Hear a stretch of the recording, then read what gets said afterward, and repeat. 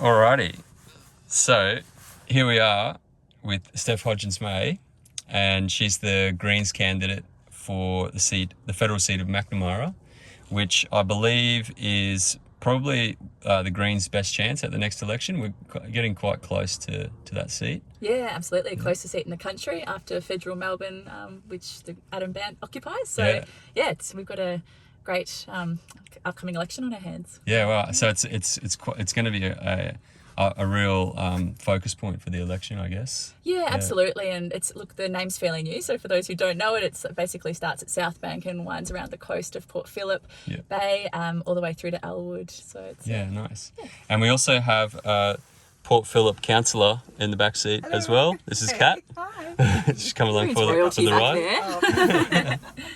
Nice. And we're actually just outside of Daylesford, when we're quite close to where Steph grew up. It's a beautiful area. You can see some sheep in the background. So now, Steph, we're just going to get you set up so that you're comfortable. Yeah. And then we're going to go for a drive and have a little bit of a chat. Can't wait. Thanks, Dan. All right. So your seat, this on the side, you can go forward and back and up and down. If you can reach your pedals, everything's all good. Yeah, I think I'm pretty good. Yeah. Steering wheel. You probably saw me do this before, but it's this one here to go up and down. Yep. And then are your mirrors are good? Yeah, I think I'm pretty good. Yeah. Yeah. Cool. Now I'm in drive. Should I? So park is just the P on the end. I forgot to put it into park before when we swapped over. And aircon is here, so you can move that around, change the flow, which is pretty cool. Amazing. We've got Netflix and YouTube and video games. Yeah. And we've also got Spotify. And generally, I've been asking people if they've got it's just developing recently, but if they've got a pump-up song to start the program. So is there any music that you kind of into? Harnessing my roots. I reckon a bit of Rage Against the Machine could get us cranky. What do you reckon? What a great suggestion. I actually love Rage Against the Machine as we're having it. Well, let's headbang. All right, let's do this. So maybe like Killing in the Name's a pretty good one, I think. I reckon that'd classic. Because the stereo in this is it's pretty unreal. Wow. There you go. This takes a little while to get into, but you know.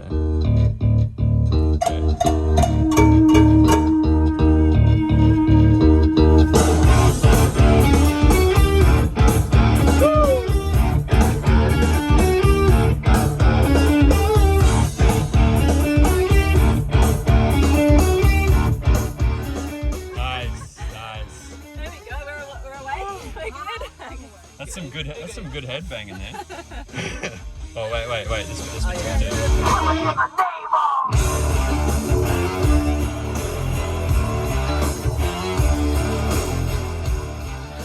All right. Oh, okay. Well and truly awake. Okay. So, we better not spend too much time on that. Cool. Right. Well, that was almost as good as Steve Bowens, who was our last guest in the rainbow suit. His headbang was pretty rad too. I'll work on it.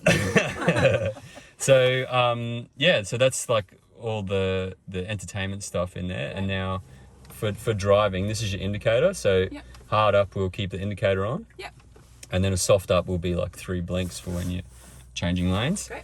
And the gear stick's on your right. So if you just push park before, but if you go hard up, foot on the brake. Yep. So that's in reverse. Cool. So we can back around and then we can head out. It's a bit of slushy red mud behind us. That's all right. It'll handle it. Okay. And then I can spin around there. And hard down, we'll put you into drive. So quiet, so smooth. Yeah. Actually, where are we going? It's actually got voice control. If you just pull up here. I'll pull over here. Pull over here. So I haven't shown people voice control on the maps yet. So okay, let's give it a go. What you do is your right button there. If you push that in, navigate and then you say, well, actually, you do say navigate. So you say, sorry, I interrupted you. But if you push it in and say navigate to, and then we'll go wherever you want. navigate to Captain's Creek Organic Farm. I pick it up. Got us. There we go. All right. Okey-dokey. You ready? Everyone's got their seatbelts on? I do. Do it. Ready.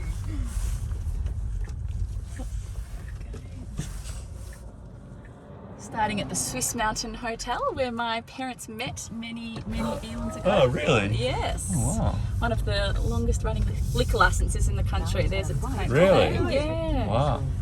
And it shut down for a little while back in the day, and Channel 10 did a campaign and got us on the screen, and we eventually got it reopened. Wow. Kookaburra up on the Oh, Kookaburra. Oh, yeah. Thank you. Right, we've got some Truck. trucks ahead.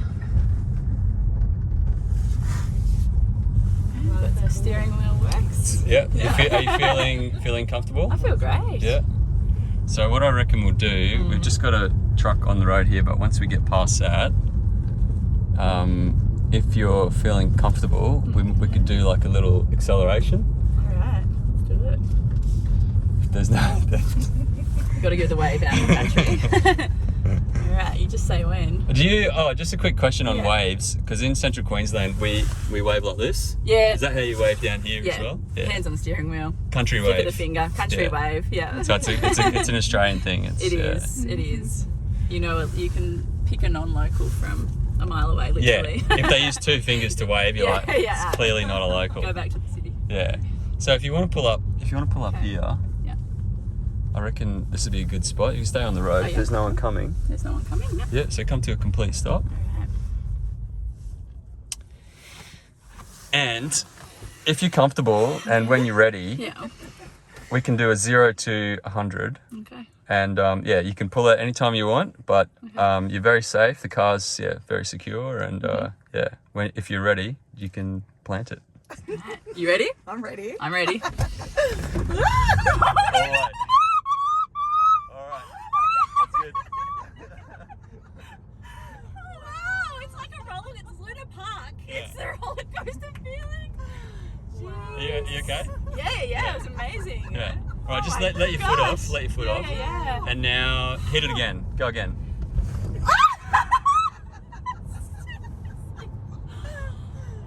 Wow, I have been driving since the day I was 18. I started learning to drive on a tractor, but nothing really rivals that, does it? Yeah. So you're awake now? Like Rage Against the Machine. Rage Against the 0 to Machine 100. ain't got nothing on a Tesla. Yeah. Wow. It's insane, eh? Can I do it once more? Yeah, you can. So if Angus Taylor's listening, you should really try this out because it's a lot of fun It has driving got an electric vehicle. Grunt, doesn't it? Yeah. Wow. Yeah, so this car, for our regular viewers, they'll know because I say it all the time, but this car does 0 to 100 in 3.3 seconds, which is basically faster than a Lamborghini. So modern electric vehicles are just far superior to any so petrol car. clean. Yeah. Hey, I just want to capitalise on this shot. Kangaroo Hills over behind us there. Check it out, the backs of two kangaroos. Oh, yeah. Also, just say that we are on Jar Jar Warung country here out in Blampede in central Victoria. Of lambs, humans. Oh, look at that. Oh. It's gorgeous. Just chilling. Cold winter's day, not fast. So old volcanoes over there, dormant volcanoes, and you'll see a bit of the roughage around here. We had some pretty big storms go through the region a couple of weeks ago. And, Oh, yeah. caused a bit of a mess, but so this is where I grew up. Wow. Yeah. It's a beautiful spot to grow up. by the looks. Gorgeous. I was 5th generation on the farm, so it's been in the family for over 100 years, and Wow. it's really nice to get out of the city and head on back and in an EV, what's more, in a Tesla. Yeah, and have plenty of range to come out and do this as well. Yeah. It's so gorgeous. smooth, isn't it? Yeah. Don't know how it's going to go on our dirt driveways out here, but I reckon it'll be alright. give it a go. Yeah. I reckon let's go through the cows paddock. Yep. I don't reckon they've ever seen a Tesla. Yeah, no, probably not. They won't hear it either. They won't. That is true. We'll sneak up on them. Every now and then you get a call from someone who said, "Oh, the bull's at the gate. We can't get in." And I think we're in luck today, though. Yeah. So are we near your farm now? This is it all Oh, this along is here. it? Oh, yeah, wow. so it just starts here on our Okay. left, and you can see heaps of trees. I grew up with a family of conservationists, and my dad in particular was a tree planter on my birth certificate actually, so it's pretty fitting that I'm turn that off now. There we go. What do you reckon? Should we ask Kat if she'll get the gate for us? Okie dokie. So yeah, my dad and his two brothers farmed this land. Their grandfather's grandfather, I think, actually started out here, and it's been one of the earliest certified organic farms, I think, in Australia. So really just moved away from chemicals and monoculture, and really focused on revegetating the land. So huge amount of tree planting, and obviously going away from pesticides, and really looking at full ecosystem kind of thinking when they were developing the crops that they were going to plant. And my earliest memories are of planting the apple orchard that we'll drive up to shortly as a kid, and so just so lucky to grow up out here. You can see over up on the hill the vineyard. Oh yeah, we're very much in sort of spud country out here, and my great grandparents used to grow spuds too, but then as I said, realised that there were better ways to care for the land and to make a living, and so we really buy a lot more diversified, probably about just pop it into into the park. There we go. Sorry, you're locked out there. We're going to leave you behind. And so we've got livestock, we've got cattle and sheep, and better get back into drive. Stop gas bagging. So this is spud country around here, is it? Yeah. Like typically it is, but then Dad went organic, as I said, probably 20, 30 years ago, and realised that there was a market for fresh, locally grown organic produce. And originally, like many others, sold to the supermarkets, and they picked and chose what they wanted, and underpaid, and really treated the farmers pretty awfully. And he realised, I don't need to do this, I can go direct to the consumer. So we planted the orchards and livestock, and you'll see up on the hill there the vineyard that's grown by my uncle Doug, who's my dad's younger brother, and that's the cellar door on the hill over there, which is bustling on a weekend. And I think they just realised that they can, if you can value add on the farm, and you can turn the apples that you grow into cider and sell it, and you can turn the grapes into wine, and you can sell it on your own property. You can even have some accommodation. You can really keep going from farmer producer to customer, and that keeps the cost down to them, but it also is much better for the environment. And you can see some of our beautiful shorthorns over there. Because bully in the middle. Nice. Since I've seen bully. I know. You meet again. A big problem for farmers is that farmers that sell to the larger corporate companies, they kind of have so much pressure on pricing. It's the supermarket duopoly, and they've got complete control, and it's a bit of like a cartel really. So the more we can move away from that model and support small businesses, direct to farmer, thank you, and supporting local agriculture, I think the less dependence we're going to have on the big supermarkets, and the less negotiating power they've got when it comes to to local small scale farmers. And we're around this area, it's really booming. We've got next cat.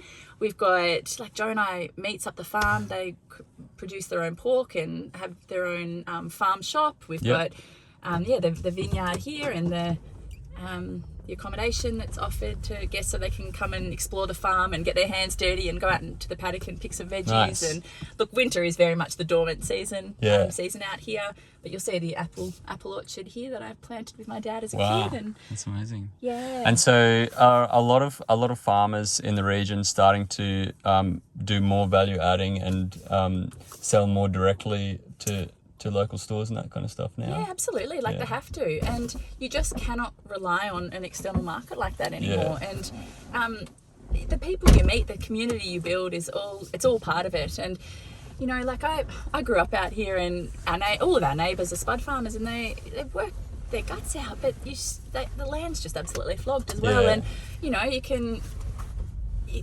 I think they're starting to get the idea that soil regeneration and preserving this land is going to mean that we can farm it for so much longer. And that's why today when we see this onshore gas moratorium lifted, after we campaigned our backsides off to get it in place to protect this prime agricultural land, that's lifted, and it just, I think, completely diminishes the value of these sort of food pockets. And tourism's a massive industry for this area because we care for the land and because we have these local food systems and like small artisan producers making a living out here. It's really appealing to people and getting back to basics. So, I grew up just through over there, not that little tiny house. You grew up in that little one there? No, not quite as humble as that, but just a bit further through. And we grew up off the grid, and it's still not connected to the main power, just with solar and a bit of wind as backup. Yep. And we haven't, we kind of learned from a young age that you create the energy you need to.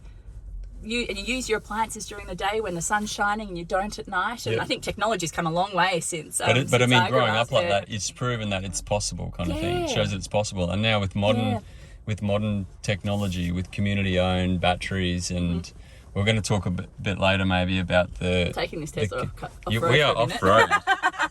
We are totally off-road. Oh, be careful. if it was the weekend, it would be ruined right now. No, sorry, Dan. I just got a bit carried away. Seems to be handling it well. So. Do you want to turn around, or do you want to go for a wander? What do you want to do? Up to you. Totally up to you. We can turn around, or we can go for a wander. I can talk you through the terrain. Yeah, we can go for a walk if you want. You want to get out for 5 minutes and have a walk? Yeah, let's go for a quick walk through the orchard. Okay, so now I've put it in park. Yep. How do I turn it off? That's it. It's off. That's it. It's off. Yeah. So it's on, but it's off at the same time. Right. But if we get out, it'll turn itself off automatically. Yep. And so we grew up out here and realised pretty quickly that you need to protect the earth if you want it to sustain you. Yeah. We used to go to. Dad was very involved in land care and tree planting, and I'd go to some of these meetings with him with the irrigators locally, and just recognising that we need to be preserving some water for the environment. And the farmers get it. Like they really do understand that. They know about climate change and the current impacts it's having more than anyone. And so that's why when I see the Nationals firing up saying they're representing farmers, and I say, bullshit, you're not representing farmers, you're representing big business. And I think one of my great-great-grandfathers was one of the founders of the Country Party, who are now the Nats. Oh, really? Wow. Yeah, and we read that he left the party in disgust when they were forced to join the party line and weren't allowed to cross the floor. And we like to think that it was because they'd become too radically aligned to big business and not the farmers as to why he did that. We don't have the full story, but that's what we like to think with the activism in our blood. But my dad was a local councillor and mayor of this area in Hepburn Shire Council, and really a humble upbringing. We lived in a little mud brick place, living off grid, really connected to the land, and I wanted to get out, like I think a lot of people my sort of generation did. We were pretty isolated. You can't drive yourself. You kind of got to dependent on your folks. But I definitely think that early advocacy. My mum was a public school teacher and my dad a farmer. Really just instilled in us the need to conserve and preserve what we've got, to look after it and protect it for the next generation. Absolutely. And I feel so fortunate. I wonder. Yeah. To have come from here and to understand about organic agriculture and agriculture more broadly, and how we protect the earth. Yeah. It's so beautiful too. It's gorgeous, isn't it? And the thing with the Nationals Party recently, they've actually been siding with coal companies over farmers, which they claim that they represent farmers, but they're not showing that in the policies that they're kind of voting for. So just follow the money. That's all you need to do. You follow the money, and it takes you right back to big gas, big coal, and their donor mates, and not the farmers. Absolutely not the farmers. And we're seeing their sliding vote. And when you see someone like Barnaby Joyce take the reins, you think, geez, you are scraping the bottom of the absolute barrel, aren't you? It stuns me. And I've handed out on election days around here, and I've spoken to Nationals volunteers and supporters, and they love the idea of renewable energy. Yep. They love the idea of keeping their farm costs down and reducing their reliance on diesel and replacing it with renewables. Yeah. Well, we've got so I'm from Central Queensland and was up there recently, and there's a couple of farmers up there who've also put in a lot of renewables. One of them, we know them quite well, and he's really good friends with my parents, and he's put in solar. I think he's even got a little wind turbine up there. But like they get it. They know that they can produce their own energy and like that it's, you know, it's much better being energy independent like that as well. Being energy independent, knowing that you're looking after the earth and you're looking after your land and your farm and saving money. And I think that's the part that they all too often just conveniently ignore, is that transitioning it's economically advantageous and For everyone. For everyone. Yeah, and totally. not even to mention the sort of social costs of climate change and the economic costs of climate change. But Yeah. it just makes sense. And you know, as I said, I've grown up like 35 years ago living off the grid, and how far technology's come, and the idea of, you know, banging it in a Tesla up the main road, and what did you say, 0 to 103? 3.3, yeah. 0.3 seconds. Yeah. I reckon I might have been 3.4. I can probably improve on it. But yeah, it makes a huge amount of sense to me. I think when people do reconnect with nature and when they come out to these places, they understand that. And, Yeah. you know, I'm so proud here in Hepburn Shire Council, when Dad was mayor, we got Hepburn Wind off the ground, and Simon Holmes of Court was very much involved with that, but as well as like hundreds, if not thousands of members of the community got Australia's first community-owned wind farm off the ground, and it's now, I think, producing something like 10,000 kilowatt hours of energy a year, which is enough to power all of the houses in Daylesford and the surrounding areas. Wow. So how did that happen? Can you explain, like, was there a community group that started and they kind of raised money to build it, or did they also get some government funding as well? It was a community sort of share program, and look, it was met with a lot of resistance in the early days, and we know that there's still some scare campaigns about wind out there, and it was just a typical example of good community engagement and grassroots organising and bringing people together and explaining the benefits to the community that ultimately brought it from being an idea and a concept into development. And there's two beautiful big wind turbines that I think they celebrated their 10-year anniversary last week, or the week before. And it's just one example of how we can use grassroots, I think activism almost, to demonstrate to people the value of these projects and absolutely. the real life impact of them. And community appetite for it as well. It's, you know, like that frustration that actually you would hope that you'd see governments taking the lead on this, but communities are stepping up. Had failure. Filling the void, aren't they?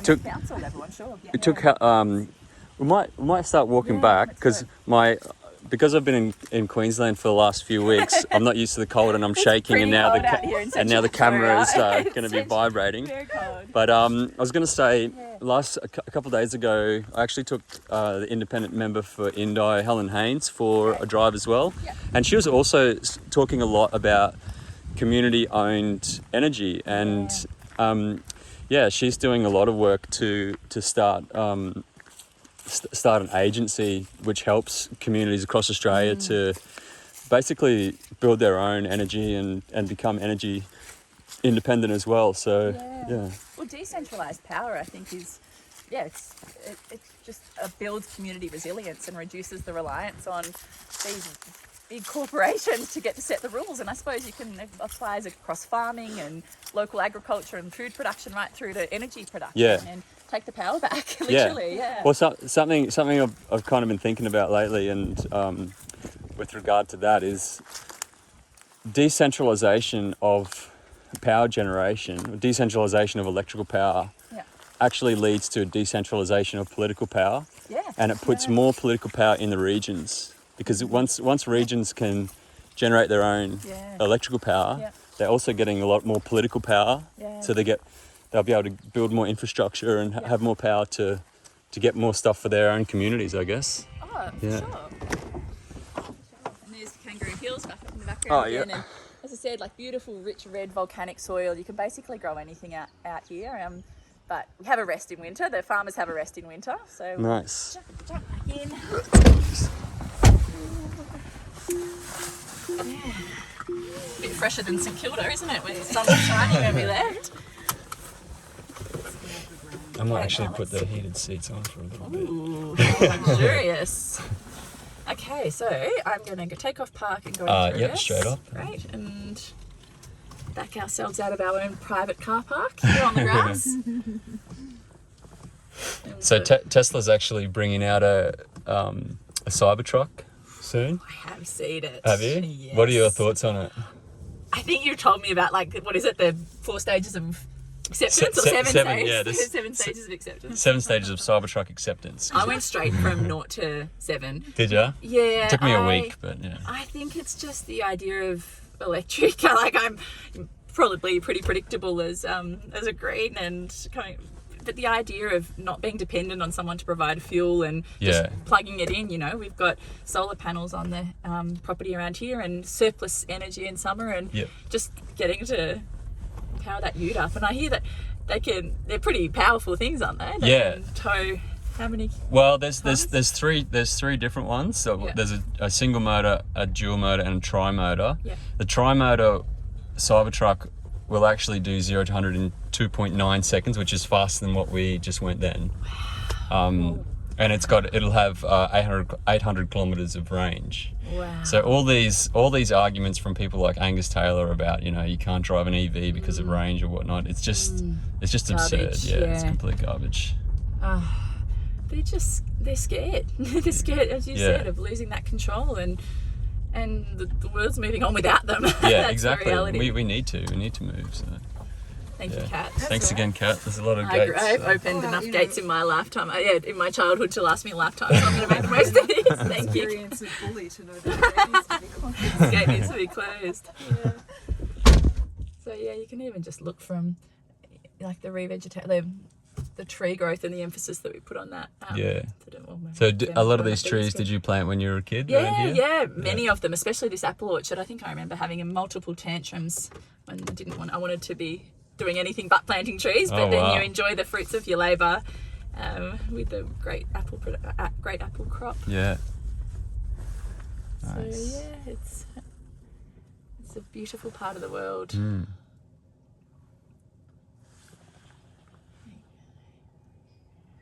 Happy cows. And it's so nice out here. You don't hear the sound of traffic as well. No, not at all. Clean air, quiet. Oh, just into park? I thought it was. Sorry. Yeah, that's all right. Sorry. I'll get the hang of it eventually. It's all good. Park up and drive. Yeah, and it also provides a good windbreak with the extra trees, and you can provide what are called like microclimates, and it allows you to grow a greater variety of things if you can really protect it from the forces of the weather. So, hello, gorgeous girl. Have you seen a Tesla before? No. They say in TV you should never work with children or animals, but this cow's been quite quite friendly. It is. They are partial to a carrot out of your hands. Oh, really? Organic only. Yeah. So no, it's so lovely to be able to share the farm with friends and family from across the city. And I think I'm not sure if I mentioned, but it was probably about 10-15 years ago now that Dad started first delivering from paddock to plate, or from paddock to purchaser. Mm-hmm. And he would have a little cooperative set up around the area where he'd drop off veggies on a weekend and just in boxes and a fair bit of topsoil still in them. Oh, wow. Yeah, and then my partner and I decided to sort of expand on that and went into Melbourne, where we delivered door to door, and we have sold the business now, but it's still doing incredibly well. And I think particularly when you were presented with the pandemic and COVID, the idea of getting food straight from an organic farm, no middle players to add on prices, and getting it delivered to their doorstep was just so incredibly appealing and continues to be. And delicious. You know, knowing your farmer, I think there's just so much to be said for that, knowing where your food comes from, knowing who you're supporting. So, yeah, and it's also it's so beneficial, as we were saying before. It's so beneficial for the farmer as well. It also strengthens community. It does as well a lot. Yeah. I have field days out here. I obviously live in Elwood. I live in Elwood now, and whenever I can possibly do it, we'll bring people out here and help them they can come and do the harvest and keep some of the produce for themselves. And it's very much communal, and I think that's a kind of attitude too and value that I really think we need more of, is collectivism and cooperation. It benefits us in all parts of life, and and we need to build more movements, whether it's on the smaller scale to do projects like Hepburn Wind and community-owned wind, or on the large electoral scale where it is to, shift power away from the big ag. old political parties into a more diverse set of voices and like people like Helen Haynes on the crossbench, and listening to her constituents rather than the big fossil fuel providers, and the Greens, of course. My values align very much with those ideas of protecting the planet for the next generation. I've got a 3-year-old, and I want him to inherit the sort of upbringing that I inherited and was able to enjoy because of people and communities with foresight to protect the places Absolutely. we love. So, and just on independence, it's also quite an interesting time for independence as well, because there's a lot of, like, Helen Haynes was saying the other day that that their campaign came from the Voices of Indi group, and now there's all these different voices of groups that are popping up everywhere. So communities are starting to really engage with politics a lot more. And I mean, we could see independents and Greens in the balance of power after the next election, which could mean that we do start to see a lot stronger. Excited, doesn't it? Look, I think one of the most likely scenarios after the next election is Greens in balance of power, and that's when we see the major parties being pushed faster and further on climate. It's when that's what happened last time, right? That's what happened exactly. We saw when we got the price on carbon. We had the leading. Got the windscreen wipers on. Dropping reductions. I think the best policy in the OECD on climate. You good this way? Emissions reduction, and we got ARENA and the Clean Energy Finance Corporation, and investing in great community projects as well, and demonstrating the true value of renewable energy kind of revolution. And so it's within reach, and Macnamara is our most winnable seat in the country, and I hope that I can be on that crossbench sitting alongside Helen Haynes and Adam Bant and championing clean energy and community-driven initiatives. Right on. What do you reckon? Whoa! I wasn't expecting that one. Sorry. You're right. You can do that as much as you like today. Thank you. This is your own personal roller coaster for the next 30 minutes. I'm due for a trip to Luna Park actually to take photos. You won't need maybe it we'll just after come this. out with you again. Yeah. So we're building a huge team locally, and it's great having people like Kat on Port Phillip City Council, and you can actually point to the wins that you have when you've got sort of progressive women, especially in these positions of representation, and not taking your cue from the community members who have lived there and breathed the community life, rather than the fossil fuel donors who are so nervous about losing their grip on our democracy and on their tentacles into everything. And so I feel a huge amount of optimism and enthusiasm going into this election. It's obviously daunting, like being a woman. It's been a pretty awful, god-awful time for women in politics and women in more broadly and across our society, and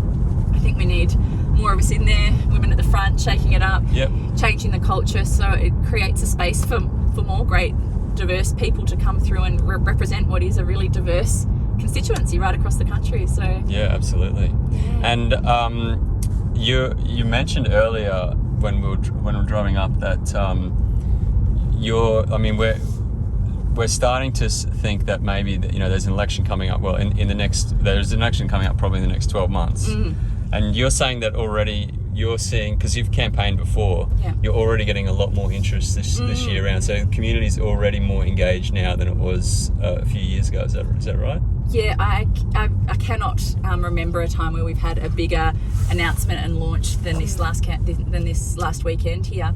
I think people are just seeing, both the major parties aligning on supporting a gas-led recovery. Like, we are in the sunniest country in the world, and we're supporting a gas-led recovery. And I just think that there's less and less differentiating the major parties from each other, and we're seeing Greens parties right across the world doing better than they've ever done, because we're thinking about, green-led recoveries where people are at the centre of it, and community-led initiatives that are at the centre of it, and we're protecting the places that we need to spend time when we're locked down and we don't like let's be honest, here in Elwood and St Kilda and Port Phillip area, you can't afford to buy a house. Like, housing affordability is just out of control. So you rely on your local parks and your local coast, and I think that if there was a silver lining from it, it has been that sense of community that we've developed. So, no, I'm very optimistic about the future of green politics in Australia and across the world. You know, we were just talking about a potential for a Greens Chancellor in Germany. In Germany, yeah. Which is I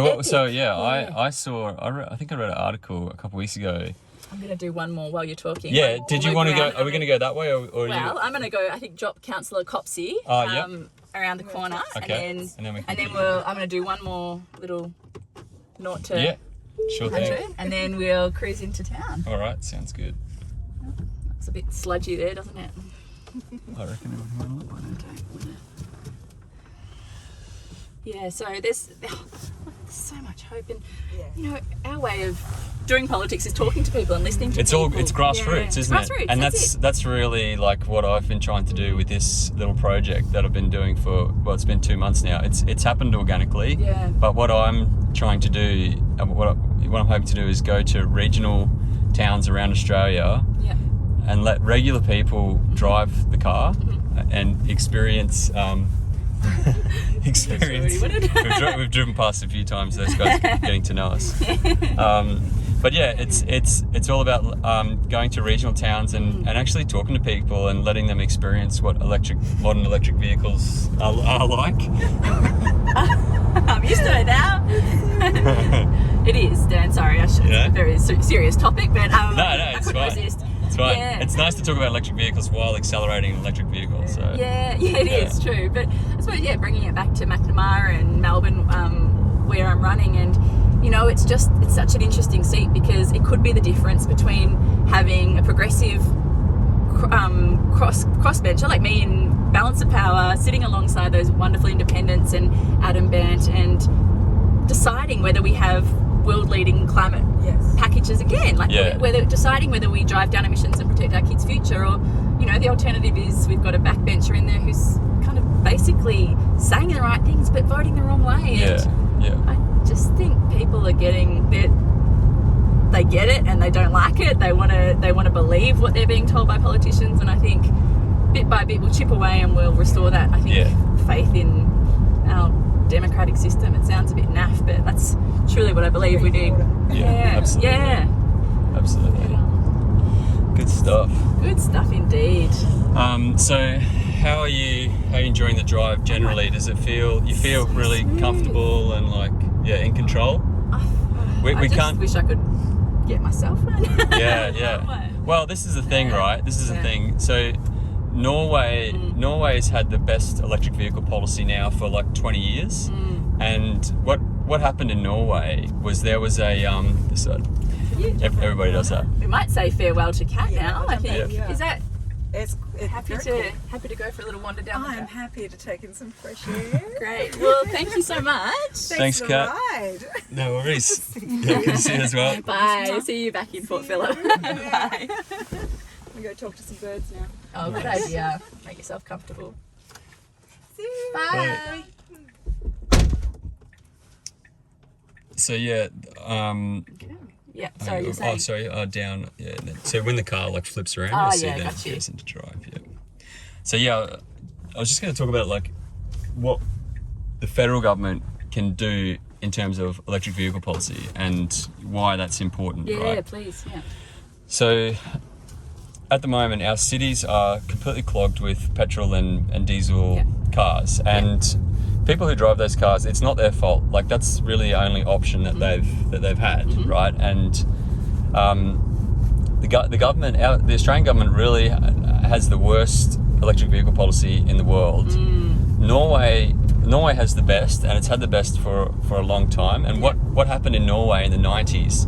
There was a band. I think it's called AHA. Okay. Have you heard of them? I think it's called AHA. I don't know if I have maybe listened to someone. It's a Norwegian rock band. Anyway, they really wanted to see electric vehicles take off in Norway, so they bought this EV in the 90s, and they would drive it around and drive through tolls and not pay. So it was like civil disobedience. Yeah, got you. And they were doing that for ages, not paying, and then the government actually confiscated the car. Yeah. They then raised some money and bought it back, and they did it again. and again and again, and they kept getting the car confiscated, but they refused to pay tolls because they wanted to see more EVs on the road. This is back in the 90s.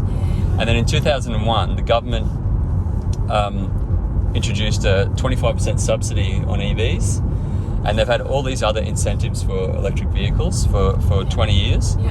And as a result, now in Norway, 75% of all new cars are electric.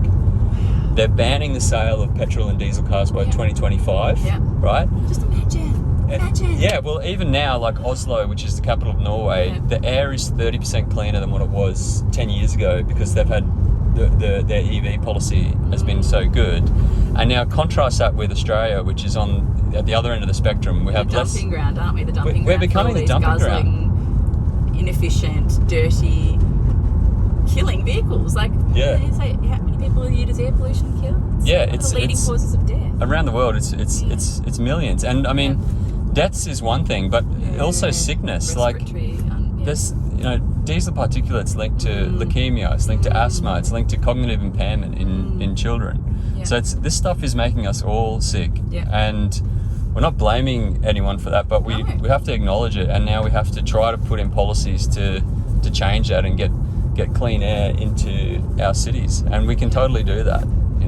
Incentivizing it just makes so much sense. And look, ultimately clean energy transport and like great cycling infrastructure and active transport's great, but when you've got to get around the countryside, I think providing incentives for electric vehicles just seems like an absolute no-brainer. And affordable, less dependence on fossil fuels, and healthier. Like, it's just I was chatting with Sarah Hanson-Young about this the other day because she's also from the country, like we are, and saying country people need cars, like they do.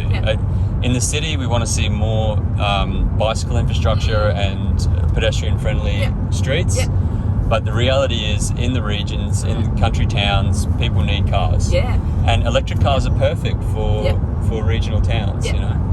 And ideally we'd have an amazing public transport infrastructure network, but there's no train services to these parts of the country, and we've gone backwards in terms of the number, like the reliability and the number of trips that you can jump on public transport for. So I completely agree, Dan. I think when we've got this surplus energy and surplus sun, what better way to use it than to plug it into an electric vehicle?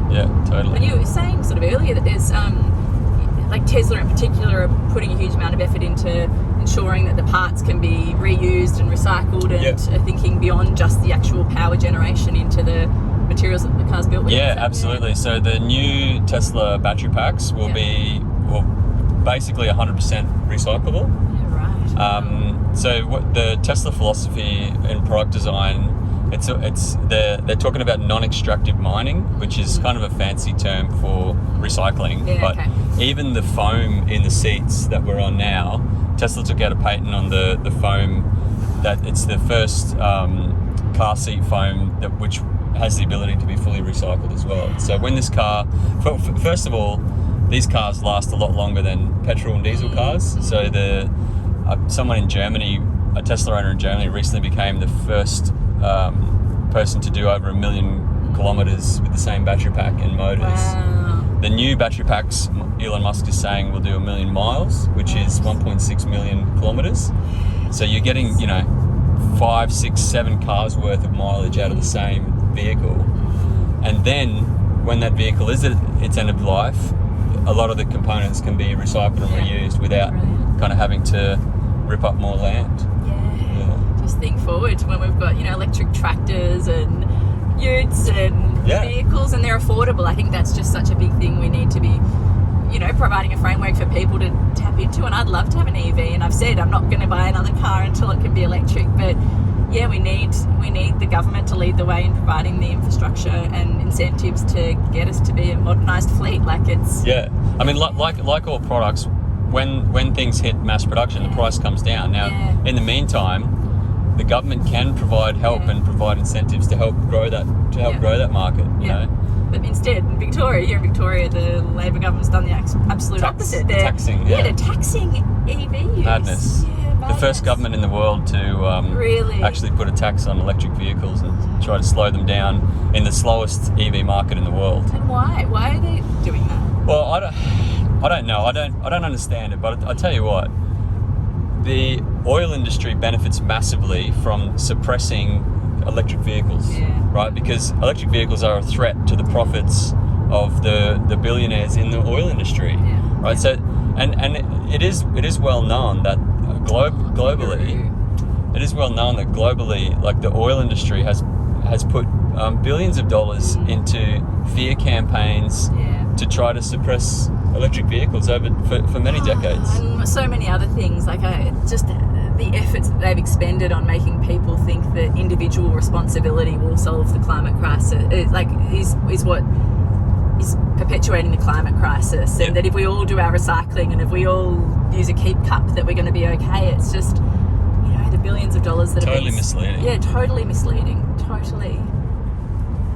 Yeah. That's right, and that's I'm a climate activist, and I've watched the politics of climate for 20 years now, and I've heard all these arguments how the transition's too expensive, or the economic cost of the transition, and it's all rubbish, right? Rubbish, They're resisting the renewables and EV revolution because it's a threat to the profits of the fat cats at the top of the fossil fuel industry. That's it.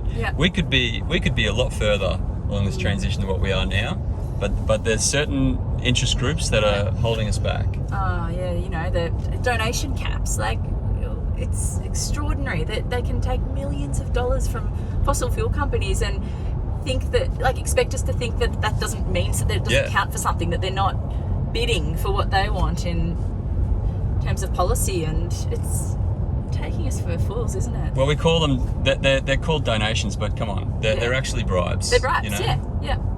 No, I have spent a bit of time working in Parliament, and I've seen the lobbyists crawling the halls, and I've seen, the difference between a good lobbyist and a bad, and they spend big bucks on these guys, knocking on from door to door, fear campaigns, mining tax as an example, and the carbon tax, the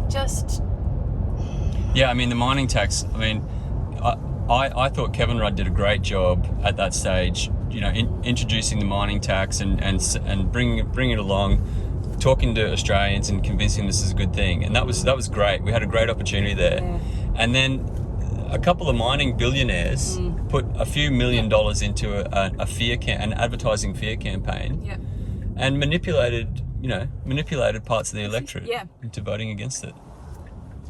Yeah, well, donation reform will be high up there on the list, I reckon, if we're in balance of power. Excellent. So, just what we need. Yeah. Climate. How are you enjoying these little windy roads? It's just, you don't even notice you're driving, do you?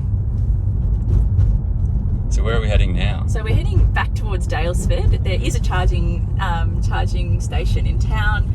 There's also a little memorial that I might swing via. Maybe that'll, I don't know, how much longer have we got? Will that kind of wrap us up almost? I feel like I'm pretty comfortable in this car by now. Yeah, well, we can go for as long as you like. We're at 48 minutes at the moment, so we can go for as long as you like.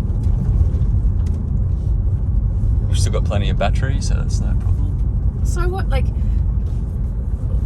what's the kind of trajectory in the bringing down the prices of Teslas, for example? Are there some cheaper models coming into the market that people can look at? Or? Yeah, so in September last year, Tesla had their battery information day, and you can YouTube it. You can search for Tesla Battery Info Day, and basically they did a presentation where they showed the new battery pack technology. Now they're actually revolutionizing batteries. So there's a brand new battery design that Tesla's been working on for the last few years, and it goes into production next year. And these new batteries, they actually hold more energy per kilogram. But the really incredible thing is they've managed to reduce the cost by 50%. On their batteries, right? Because they've got incredible engineers working there, and they're so far ahead on this stuff compared to other car companies. That's another story. But now Tesla, it's being speculated that Tesla will soon announce a $25,000 US model. Right, okay. It'll be called the Model 2. Yeah. It'll be a little hatchback. Everything will be the same as this, so it'll have all this incredible technology. You'll be able to play Rage Against the Machine on it, just like we did. Phew. Yeah, but it'll come in at probably around $40,000 Australian. Yeah. And you know, that's getting down. If you consider that battery pack will do 1.6 million kilometers, that's a no-brainer. Yeah, you know? yeah. And then throw in some subsidies. Some subsidies. That's right. Incentives. Yeah. So the technology is moving very quickly. Yeah. I think you'd be crazy to buy a new petrol car now, because they're going to lose a lot of value very quickly. We're going to see a glut. We're going to see a glut of petrol and diesel cars in the second-hand market soon. So is it similar kind of stuff to the tobacco industry that we're seeing from the diesel and petrol? Or it sort of, absolutely. Yeah, absolutely. It's fine. It's okay. It's the same playbook. It's exactly the same playbook. And Michael Mann, he's a climate scientist know you know him, of course. So he's written a book. He's written a book about this kind of stuff where that's all good. He's it's just a camera. He wrote a book all about. I think it's called The Climate Wars, and it's all about how the oil industry and even other industries are using the same playbook as the tobacco industry did now. Of course. But it's not gonna last forever. No. And I mean, politicians and business people they're picking a side now. You know. Yeah. You got to pick your side, and you got to live with it. Yeah. You know, the legacy people who are holding up action on climate. They're going to have to live with that for the rest of their lives, and that's going to be their legacy. It is, yeah, and no Scotty from marketing's going to be able to dodge it. Like it's exactly. Yeah, my everyday work is working with frontline communities right across the Pacific Islands, and water's literally lapping at their feet, and it's happening right now. It's not a thing of the future, and they're looking at us to show a bit of leadership because. Honestly, we're one of the biggest emitting nations. We're being left out on our own on the global stage. The biggest trading partners are all committing to phasing out fossil fuels and no more subsidies. Exactly, and we're isolated, exposed, and we're missing the opportunities. We're missing the opportunities, absolutely. Yeah, it's crazy. So we're in Daylesford now. In Daylesford. Look around. Tesla's in sight, unfortunately. Just wait a couple of years, they'll be everywhere. Yes.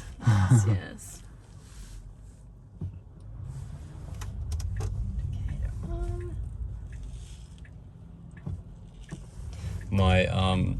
My friend who I was staying with in Mackay, he actually runs a caravan dealership. Oh yeah. And I took him for a drive, and he loved it so much.